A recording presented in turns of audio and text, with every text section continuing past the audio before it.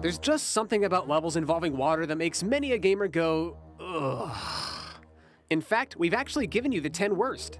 But once the winter months roll in and that water turns to solid form, you've got yourself an entirely new, somewhat more tolerable trope of video game design, commonly referred to as the snow level. The 10 you see here, despite their chilly appearances, actually warm our hearts. Hey, I'm Nervous Nick for Screw Attack's Top 10 Snow Levels. Number 10. Ask any gamer which Mario Kart is the best, and if they're blinded by nostalgia like I am, they'll tell you Mario Kart 64. This kart racing classic brought us two winter wonderlands with Sherbet Land and Frappe Snowland. But let's be honest here, that snowman minefield, nah, everybody hates that about Frappe Snowland. And besides, Sherbet Land has penguins. A cave of penguins. Careening around corners dodging flightless birds made you feel like a pro by the time you came out the other side of that cave. Much more so than avoiding immobile snow people. There's a reason Sherbet Land made a return for Mario Kart Wii. Number 9. And speaking of feeling like a pro, driving past penguins just can't compare to the stuff you do in World 4 of Super Mario Bros. 2. Let me just describe what happens in chronological order. First, you pull a rocket ship out of the ground.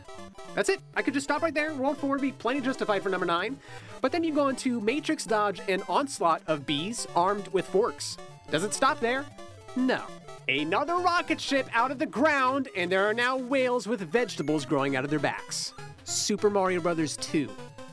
World 4. Next. Number 8. We have no idea where this basic Windows 3.1 freeware takes place, but the ski-free mountain is a pretty interesting place. Step back for a second. Step way, way back. What in the holy crap is going on? You've got walking trees, peeing dogs, skiers getting flattened, and two man-eating yetis at the bottom. We don't know where this place is or what it's even called, but technically the whole game is a snow level. A snow level where in the early 90s, all of us have killed some time. And a few skiers.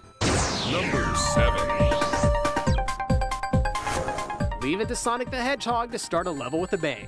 In Sonic 3, the 5th zone starts off like, oh my gosh, I'm snowboarding! Snowboards, yeah! Soaring through the slopes and slaloms, there's nothing that can stop you now except for that wall of ice and okay. Ladies and gentlemen, welcome to the Ice Cap Zone.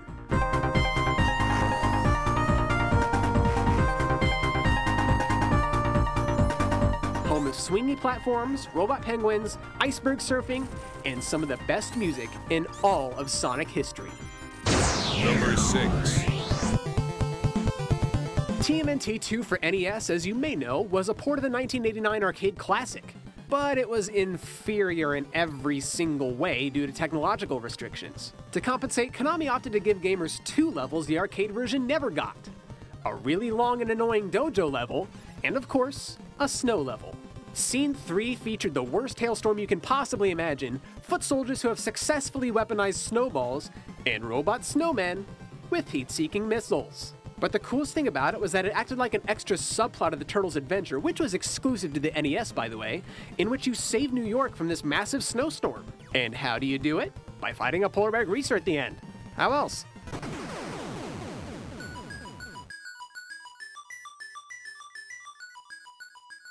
Number 5. Mario's first foray into the third dimension brought us to 2 wintry worlds, but only one of them had sliding penguins, mama penguins, baby penguins, fake baby penguins, and real baby penguins that you can throw off of a cliff.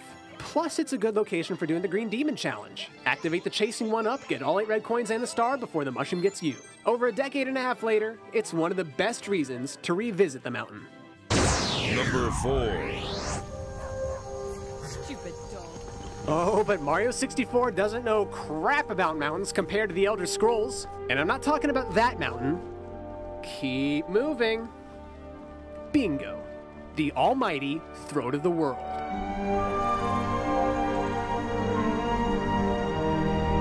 The trek to Skyrim's tallest mountain is not a short one. 7,000 steps separate the rest of the land from High Hrothgar, where the Greybeards reside, and even then, you still aren't anywhere near the peak.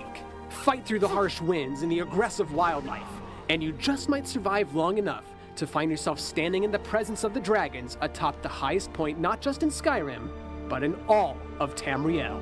That's right, chilling out with dragons. And yet, I would still sooner pick a fight with a dragon than I would with a Greybeard.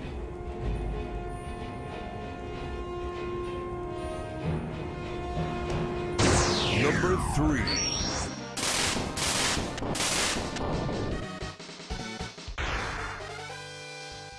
Not even Mega Man X, one of the Super Nintendo's greatest games, is immune to the snow level syndrome. Early in the Chill Penguin stage, you get the coolest, most useful upgrade in the entire game, the Dash. Coolest, that is, if you don't count the Hadouken, obviously. It's like going skiing everywhere you go. And how fitting is it that you got it on the snow level? And of course, there's that giant robot suit that you can commandeer to make everything explode with a single punch. Apparently, penguins are just the thing to put in all ice and snow levels, because of all the penguins you've already seen in the levels on this list, there is none more slick, more awesome, or more deadly than the one that awaits you beyond this door. Chill Penguin breathes out ice sculptures of himself and hangs on a hook from the ceiling while he calls in a blizzard from absolutely nowhere.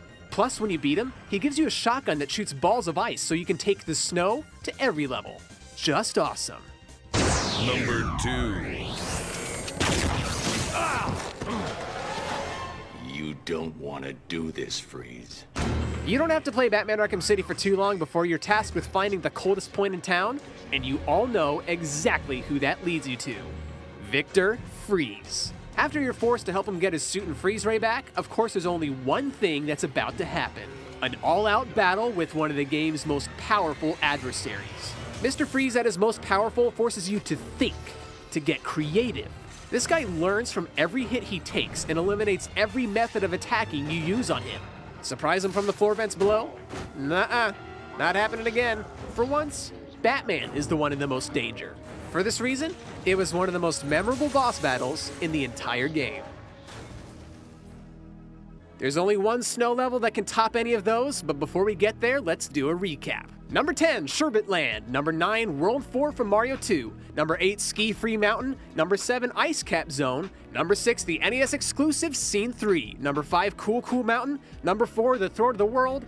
Number 3, Chill Penguin Stage. And number 2, the battle against Mr. Freeze. It's number 1. The first level is always one of the most important in an entire game, if not the most important. That's why Green Hill Zone or World 1-1 are so ingrained in the back of our minds. It's a little gutsy to put a snow level as the beginning of a game, but in Star Wars Shadows of the Empire, that's exactly what they did.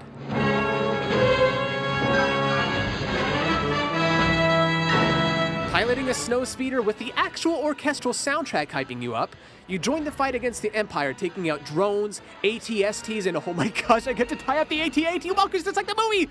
Not only does it strike up memories of the films, but just tying up the AT-ATs in and of itself is a really cool way to take down an enemy. Think for a moment just how cool that is to do it in a video game. So many other developers would probably just have you shoot a weak spot when it's exposed, but actually tripping up an enemy to take them down is so much more exhilarating. Because of this war in the winter, the Battle of Hoth is what we all think of first when we think Shadows of the Empire. See this and other GT shows and game reviews on the GT Originals iOS app, available now on the App Store.